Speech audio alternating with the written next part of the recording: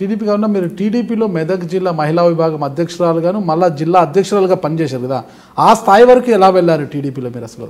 నేను మొదటిసారిగా సర్పంచ్గా ఎన్నికైన నాటి నుంచి కూడా ప్రతి అంశంలో రాజకీయాల్లో కానీ గ్రామాల సమస్యల్లో కానీ యాక్టివ్గా నేను కొనసాగి తెలియంది తెలుసుకొని ఎప్పటికప్పుడు అందరితో కలిసిపోవడం, నాకు తెలియనటువంటి గ్రామీణ సమస్యల డెవలప్మెంట్లో కూడా అధికారులతో రిక్వెస్ట్ చేసి 1-2 సార్లు ఎలా నా పని జరుగుతుంది, నా గ్రామంలో ఉన్న ఈ సమస్యను ఎలా పరిష్కరించుకోవాలి, దీనికి మీ హెల్ప్ మీ డిపార్ట్మెంట్ నుంచి ఏం చేస్తారని చెప్పేసి వాళ్ళతో రిక్వెస్ట్గా మాట్లాడి వాళ్ళతో నా పని నేను నా గ్రామంలో ఉన్న సమస్యల మీద వాళ్ళ నా పని ఎంబటిబడి చేయించుకునేదాన్ని, అది డిపార్ట్మెంట్ పరంగా.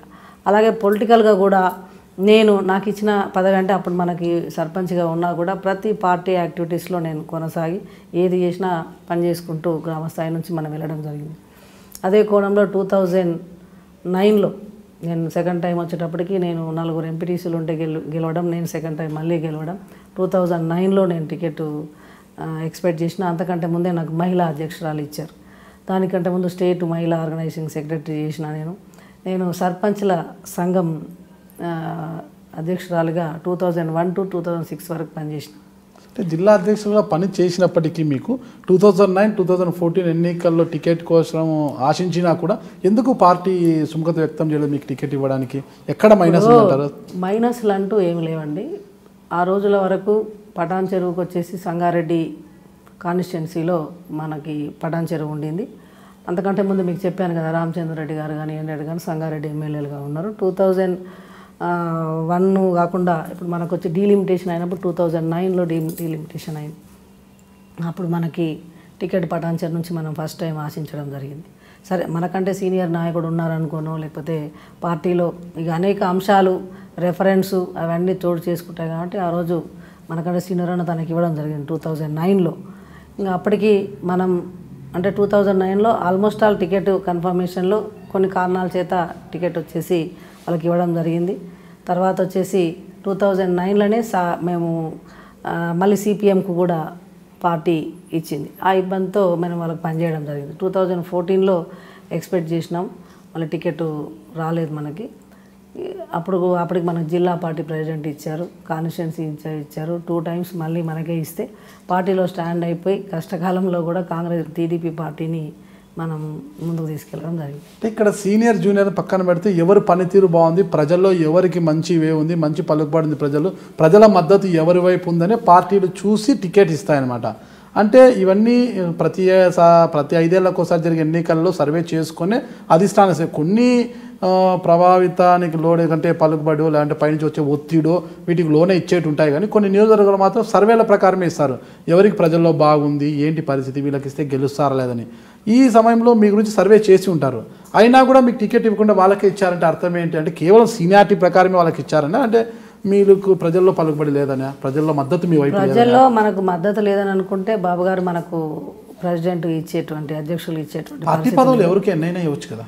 పార్టీ పదవులు వేరు, టికెట్కి వచ్చేటప్పటికి చట్టసభలకు అడుగు పెట్టిన నాడే మనకున్న రాజకీయాల్లో మనకు సార్థకత. ఆశించడంలో తప్పు, ఆశించడానికి అడుగులు వేసి పనిచేయడంలో తప్పు లేదు.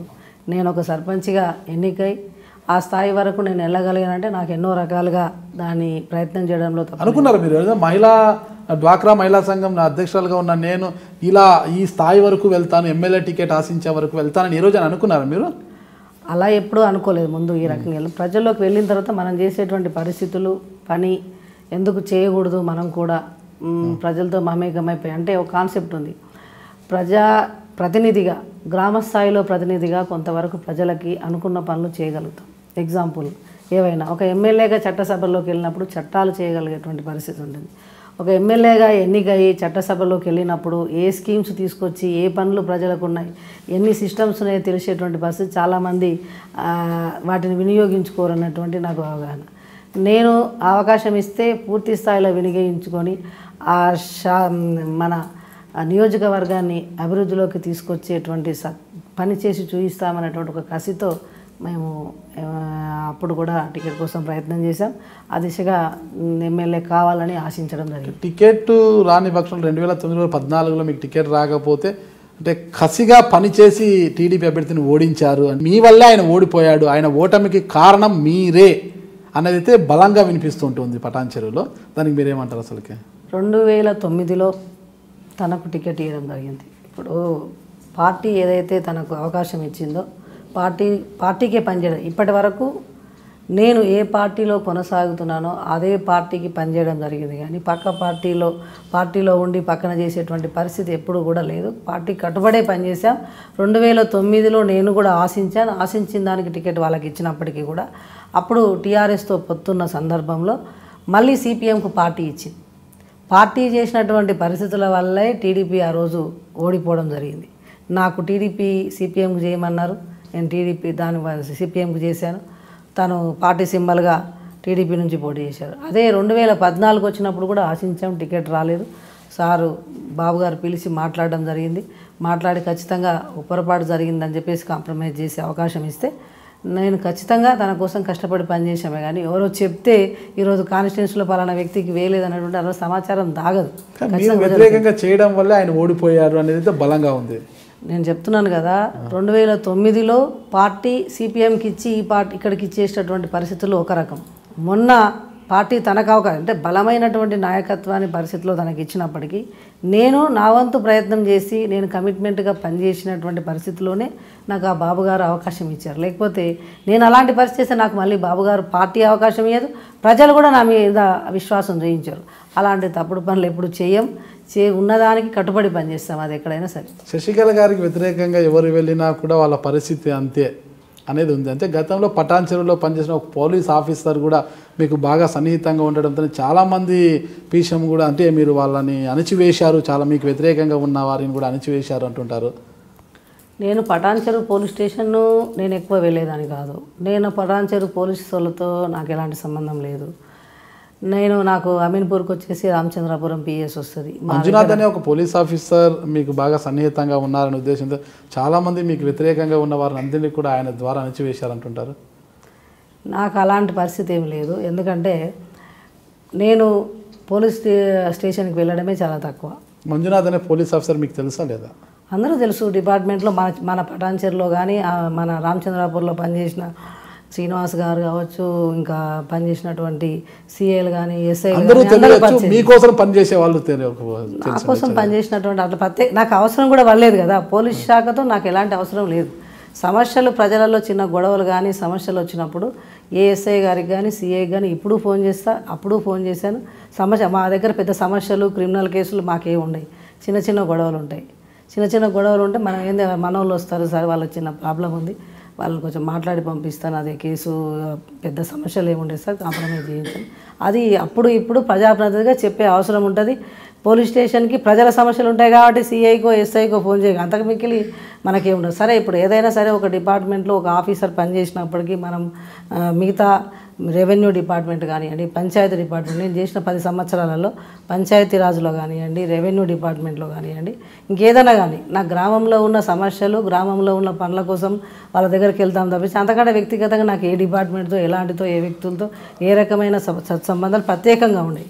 సమయం కోసం రెస్పెక్ట్గా ప్రజల కోసం పనిచేస్తాం, అడుగుతాం. అదే రీతిలో వీలు కానీ ప్రత్యేకంగా ఏ వ్యక్తితో ఇంకో రకమైనటువంటి సంబంధం కానీ ఆలోచనలు కానీ సపోర్ట్నెస్ కానీ నేనేం తీసుకోలేదు. టీడీపీలో ఉన్నంత వరకు నాగం జనార్దన్ రెడ్డి గారితో మీకు మంచి సన్నిహితం ఉండేది, ఆయన ద్వారానే టికెట్ కోసం కూడా గట్టిగా ప్రయత్నించారు మీరు అని అంటుంటారు కదా. ఆ నాగం జనార్దన్ రెడ్డి గారు ఈరోజు మీతో పాటు కాంగ్రెస్ పార్టీలోకి వచ్చారు, ఇటీవల కాంగ్రెస్ పార్టీ కండువా కప్పుకున్నారు కదా. ఇప్పుడు ఎలా ఉంది మీకు ఆయనతో పరిచయం ఏంటి, ఆయన రావడంతో మీ బలం ఏమైనా పెరిగిందా?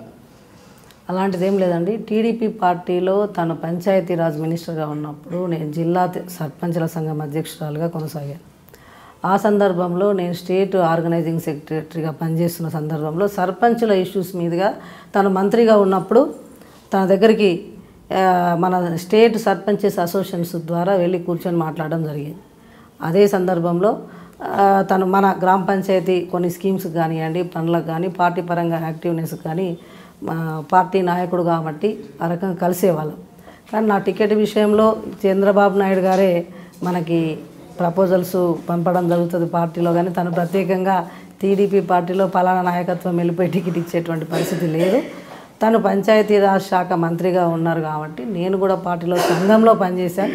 ఆ రెస్పెక్టు పెద్దవారు గౌరవం ఇచ్చేవాళ్ళు, వాళ్ళు కూడా యాక్టివ్గా పనిచేస్తారు అనే విషయంలో మనకు మామూలుగా మాట్లాడేవారు, కానీ ప్రత్యేకంగా టికెట్ కోసం ప్రయత్నం చేసింది ఏం లేదు. ఇప్పుడు తను కాంగ్రెస్ పార్టీలోకి వచ్చినా కూడా మధ్యలో తను బీజేపీకి వెళ్ళారు. ఒకసారి గౌరవించినటువంటి పదవిలో ఉన్న గౌరవించిన వ్యక్తి అప్పుడు పెద్దవారిగా గౌరవిస్తాం, ఇప్పుడు కూడా పెద్దవాళ్ళుగా గౌరవిస్తాం. గతంలో తెలుగుదేశం పార్టీ మీకు టికెట్ ఇచ్చినా ఇవ్వకపోయినా రాష్ట్ర కమిటీలో కావచ్చు, జిల్లా విభాగం జిల్లా అధ్యక్షులు మీకు మంచి సముచిత స్థానం కాదు, మంచి ఒక సముచిత స్థానాన్ని కల్పించింది మీకు, అది ఎవరు కాదనేది. అయితే అంత సముచిత స్థానం కల్పించినప్పటికీ కూడా ఎన్నికల తరువాత మీరు ఎందుకు పార్టీ మారాల్సి వచ్చింది? కాంగ్రెస్ పార్టీ కండువా ఎందుకు కప్పుకున్నారు? సైకిల్ దిగారు, ఈ కాంగ్రెస్ కండువా కప్పుకున్నారు, ఏంటి కారణం ఏంటి అసలు? మేము అన్ని సంవత్సరాలు సుదీర్ఘంగా తెలుగుదేశం పార్టీలో కొనసాగినప్పటికీ టికెట్ రాకపోయినా, పార్టీ పదవులు ఇవ్వకపోయినా పార్టీని నమ్ముకొని పనిచేశాం. తెలంగాణ వచ్చిన తర్వాత ఒక తెలుగుదేశం పార్టీకి ఆంధ్ర పార్టీ అని ఒక ముద్ర పడింది. నేను అయిన పరిస్థితుల్లో కూడా తెలుగుదేశం పార్టీలో కొనసాగి జిల్లా పార్టీగా ప్రెసిడెంట్గా నియోజకవర్గంలో యాక్టివ్గా పనిచేసి పార్టీను 2 టైమ్స్ కూడా నడపడం జరిగింది. దాని తర్వాత ఏమైందంటే తెలుగుదేశం పార్టీ ఎమ్మెల్యేలు టీఆర్ఎస్ పార్టీలో కొనుగోలు చేసి అందరూ వాళ్ళ పరిస్థితుల ప్రకారం వెళ్ళిపోయిన తర్వాత పార్టీ యొక్క పరిస్థితి మరి జిల్లా స్థాయిలో కానివ్వండి, కాన్స్టిట్యున్సీ స్థాయిలో కానీ కొద్దిగా ఇబ్బందికరమైన పరిస్థితి ఉంది. మాకు రేవంత్ రెడ్డి గారు స్థానికంగా చంద్రబాబు నాయుడు గారు అంటే పార్టీలో ఒక మంచి అడ్మినిస్ట్రేషన్ చేసి పార్టీ కోసం చేసేటువంటి వ్యక్తిగా గౌరవం ఉండింది. కానీ ఏదైతే రాష్ట్ర విభజన జరిగిన తర్వాత పరిస్థితుల్లో మార్పు వచ్చింది. రేవంత్ రెడ్డి గారు కూడా పార్టీలో నుంచి మరి వెళ్ళిపోతున్న సందర్భంలో మరి రాజకీయంగా పార్టీ యొక్క పరిస్థితి ఇబ్బందికరమైన పరిస్థితిలో ఉన్నప్పుడు మరి రేవంత్ రెడ్డి గారి నాయకత్వంలో కాంగ్రెస్ పార్టీకి వెళ్ళడం జరిగింది.